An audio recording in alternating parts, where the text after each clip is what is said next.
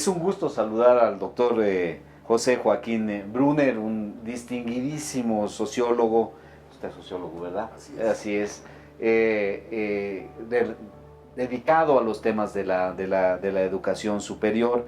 Sería innumerable decir toda la gran trayectoria que el doctor Brunner, y actualmente es director de la Cátedra UNESCO de Políticas Comparadas de Educación Superior. Muchas gracias por esta magnífica oportunidad.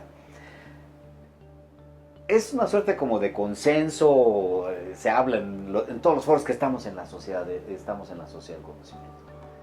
¿Esto es cierto para América Latina, en sus universidades? ¿Estamos ahí? Bueno, yo creo que tal como el concepto lo usan los organismos internacionales y una buena parte de los principales expertos en materia de sociedad y economía del conocimiento, yo creo que no es digamos, un asunto que involucre hoy día activa y dinámicamente a América Latina.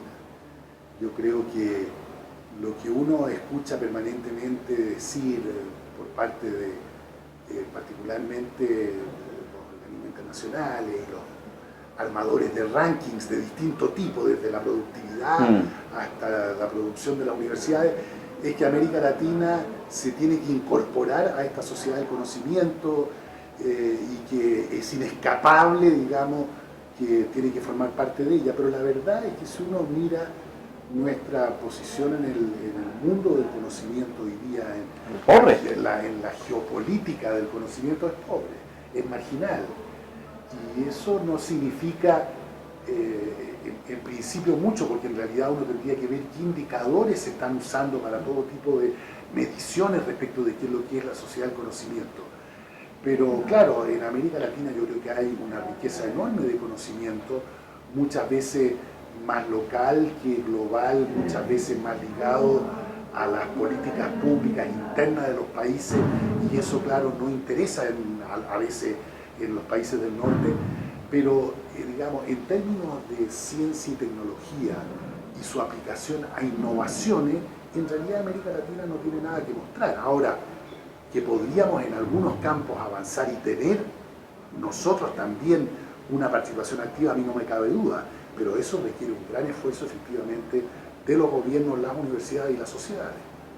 ¿Resistimos la globalización de la sociedad del conocimiento? ¿Usted cree que estamos a la defensiva? ¿Por qué no nos incorporamos? ¿Qué está ausente?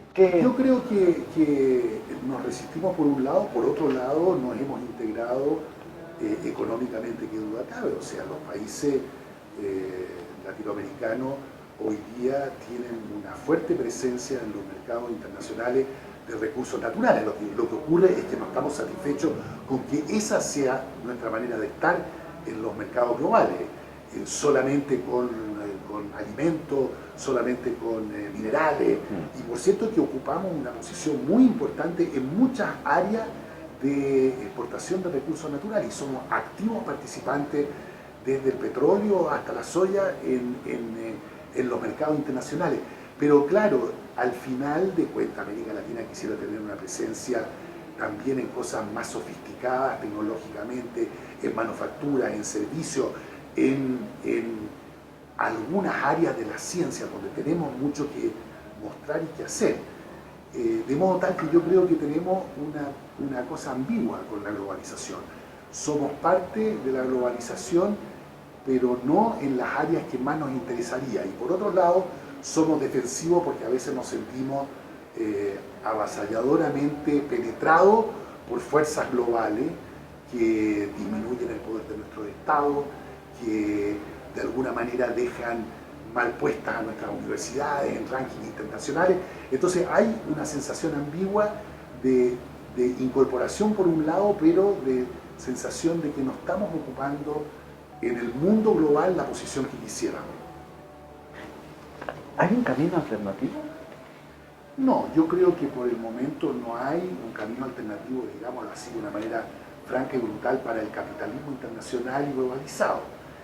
Hay, por cierto, enorme resistencia, hay rebeliones, hay protestas, hay malestares, pero una alternativa en el sentido de una visión de mundo y de economía política y de organización del Estado distinta de la que conocemos por el momento, no me parece que haya.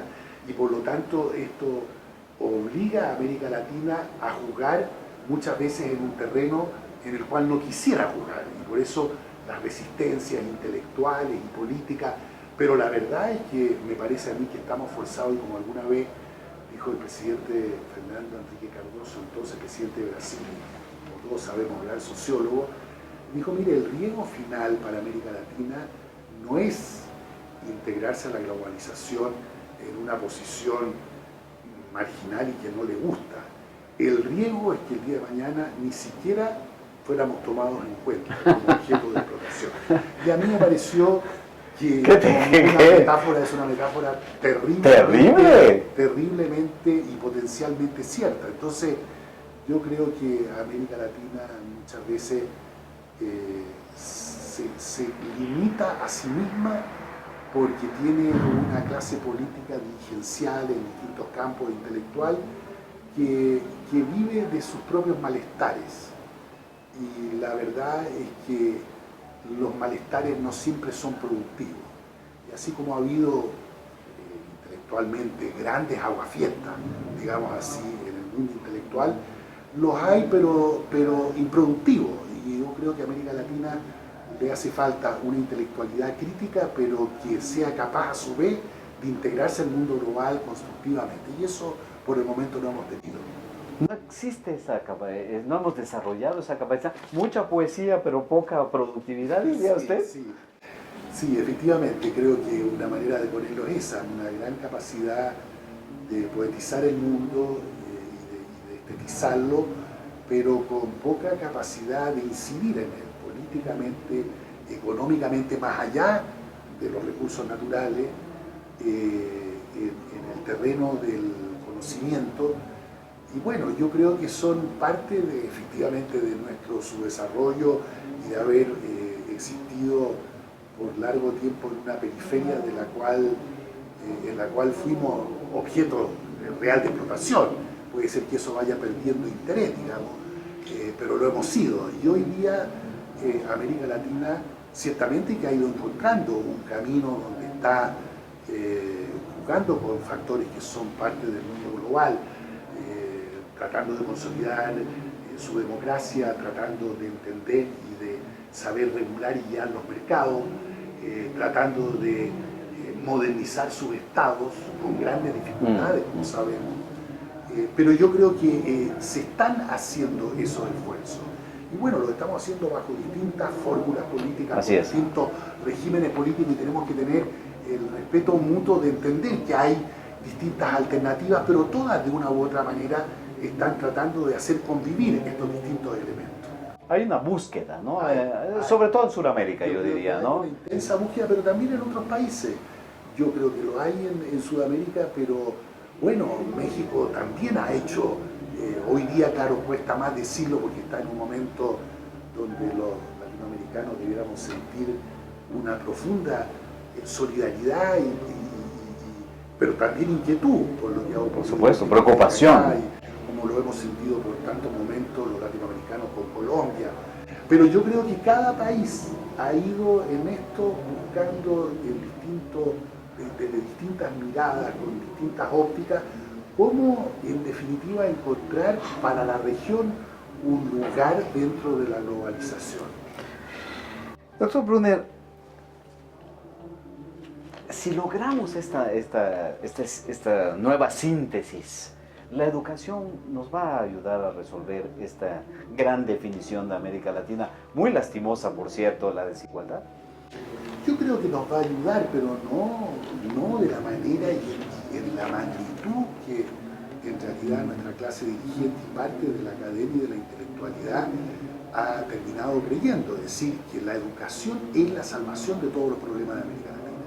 A mí como sociólogo me parece una cosa absolutamente impensable que hayamos terminado teniendo ese discurso, que es el discurso del Fondo Monetario, el discurso del Banco Mundial, el discurso de la OECD, que es la educación la que nos puede volver más competitivos, más productivos, más igualitarios, más felices.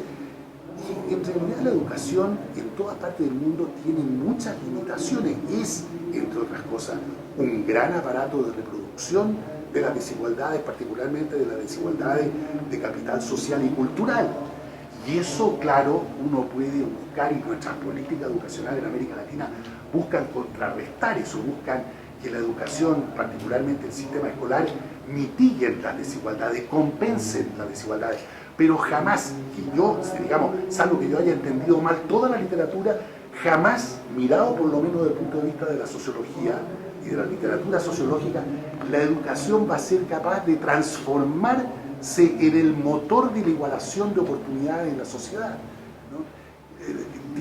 Más bien la política tiene que tener la fuerza y la habilidad para hacer que nuestros sistemas escolares y la educación temprana y también las universidades sean instrumentos de igualación, instrumentos de compensación de las desigualdades, pero obviamente que las desigualdades necesitan transformaciones mucho más estructurales en otros planos, otros regímenes tributarios, otra manera de distribución del poder, y la educación no es el vehículo total que va a lograr cambiar, como muchos han llegado a soñar, y le ponen tal presión a la educación que lo único que eso puede llevar es a desembocar en un camino de grandes frustraciones. Claro, como creo que está pasando. ¿Cómo pasa? Porque, hoy en México, bueno, los principales desempleados son los jóvenes con grados académicos universitarios. Hemos puesto demasiada esperanza, lo cual en parte se entiende porque era una manera de tratar de convencer al gobierno y a cierta fuerza, digamos, pro mercado, etcétera, de que en realidad la educación, las capacidades humanas es algo muy importante. Pero en ese proceso hemos llegado a un discurso que bajo un rostro progresista en realidad está construyendo una especie de utopía de la transformación de las sociedades a partir de la educación que es insostenible. Interesante. Doctor Brunner, si tuviéramos que trazar alguna agenda, que creo que lo tenemos que hacer, en la UDUAL hemos estado hablando de una nueva CRES, de la necesidad de una nueva conferencia regional, tal vez en el horizonte del 2018 con este centenario de Córdoba y demás. ¿Cuáles serían los 2 o 3 ítems fundamentales de esa agenda que usted propondría? A ver, yo creo que uno es el desarrollo de uno o varios modelos nuevos para enfrentar la formación a nivel tan masivo como ha llegado a ser la educación superior latinoamericana. Yo creo que el modelo tradicional, heredado del siglo XIX, con clases puramente presenciales, dentro de un espacio cerrado, con un currículum extraordinariamente rígido, altamente especializado desde el primer día. Obligamos a los jóvenes a los 18 años a elegir si quieren ser cientistas políticos, administradores públicos, abogados, sociólogos, antropólogos. Es una cosa, digamos, en la cultura juvenil actual completamente imposible. Un modelo que hace un uso muy precario y pobre todavía de todas las posibilidades que traen consigo las tecnologías digitales. Todo ese modelo convencional que produce enormes cifras de abandono, que es extraordinariamente costoso para los estados y la sociedad y la familia, yo creo que es algo que tenemos que buscar sustituir por nuevas formas de enseñanza y de aprendizaje. Y ese para mí sería una cosa vital, en primerísimo lugar dentro de una nueva agenda. Otra, creo yo, es la profunda revisión de nuestras facultades de educación y de formación pedagógica. Yo creo que tenemos que reconocer en América Latina que nosotros, los universitarios, a través de nuestra facultad de educación, institutos normales, etc., somos parte del fracaso de nuestro sistema escolar. Cuando miramos lo que hoy día somos capaces de hacer en formación escolar y pensamos desde la universidad, bueno, ¿en qué medida nosotros somos corresponsables de lo que allí ocurre? Y ese es el principal, digamos, lugar donde se puede compensar desigualdades de la cuna. Tenemos que reconocer que efectivamente parte del problema son los profesores, pero no los profesores como individuos, es la formación que nosotros en las universidades entregamos a los profesores. Y por eso ese sería para mí un segundo tema vital, digamos. Y el tercero tiene más que ver con políticas públicas, para también hablar de los gobiernos y de los estados. Yo creo que nuestros estados, mientras no sean capaces de concebir políticas de financiamiento sustentable de mediano plazo para la educación superior, no vamos a obtener los frutos que queremos en el campo de este nivel de la educación terciaria. Si los gobiernos lo único que hacen es ir año a año ajustando y viendo cómo pueden dar un poquitito más o tienen que cortar un poco porque ahora hay un ciclo económico negativo, bueno, eso no le da un horizonte a la educación superior. Tiene que haber una estrategia de financiamiento donde los costos además sean compartidos por el Estado con la sociedad y con las personas, porque el Estado como tal, aún los más ricos ya no son capaces de sostener una educación masiva, tan masiva como la que hoy día hay en el mundo, y si queremos que además sea de calidad y además compense desigualdades, eso tiene unos costos enormes. En realidad el Estado por sí solo no lo va a poder financiar. Oiga, una última reflexión. En América Latina, este tema de la integración bolivariana, ¿no? En fin, que tantas vueltas ha dado en la literatura y en muchas en la política. En la educación, ¿usted ve alguna posibilidad de pensar en un proceso de integración de la educación superior en América Latina? Yo creo que hace falta tenerlo, no me cabe ninguna duda, porque por lo que veíamos, por un lado en términos de docencia y capacitación, pero también de producción de conocimiento e investigación, son tan precarias en realidad nuestras capacidades a nivel puramente local, nacional, que si no logramos combinar y decir, bueno, ¿dónde van a estar los 100 programas de doctorado de mayor calidad? Pero no van a estar todos en Brasil o en México, en Argentina, Colombia o Chile. Van a haber algunos en cada una de estas partes, claro, donde hay una cierta especialización acompañada por muy buena investigación. Eso requiere unas redes mucho más integradas. Y hoy día todo eso es posible. Antes había que pensar en llevar alumnos o profesores de un país a otro, todo lo cual tiene costo y es muy difícil de hacer. Pero hoy día, armar proyectos colaborativos, pero si uno mira lo que está ocurriendo en América Latina, más fácil armamos proyectos colaborativos los chilenos con universidades europeas o norteamericanas que con universidades de Brasil o México. Lo cual, digamos, muestra que hay efectivamente un discurso bolivariano, integracionista o como se le quiera llamar, que luego está completamente desalineado con la práctica real cotidiana de nosotros como académicos.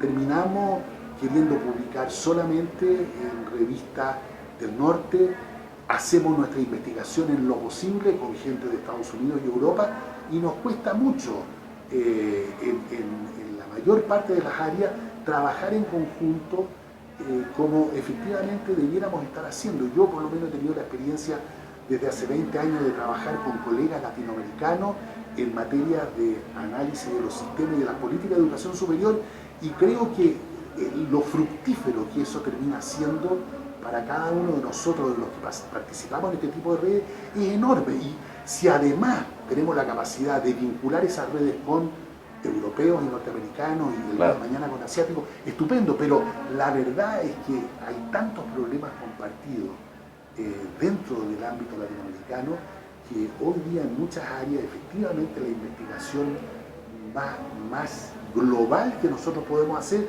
es dentro de la región y ese es nuestro aporte también al mundo más global. Qué gusto conversar con usted, doctor Brunner. Realmente le agradezco este tiempo y estas reflexiones. Un gran gusto tenerlo con nosotros. Placer. Muchísimas gracias. Gracias.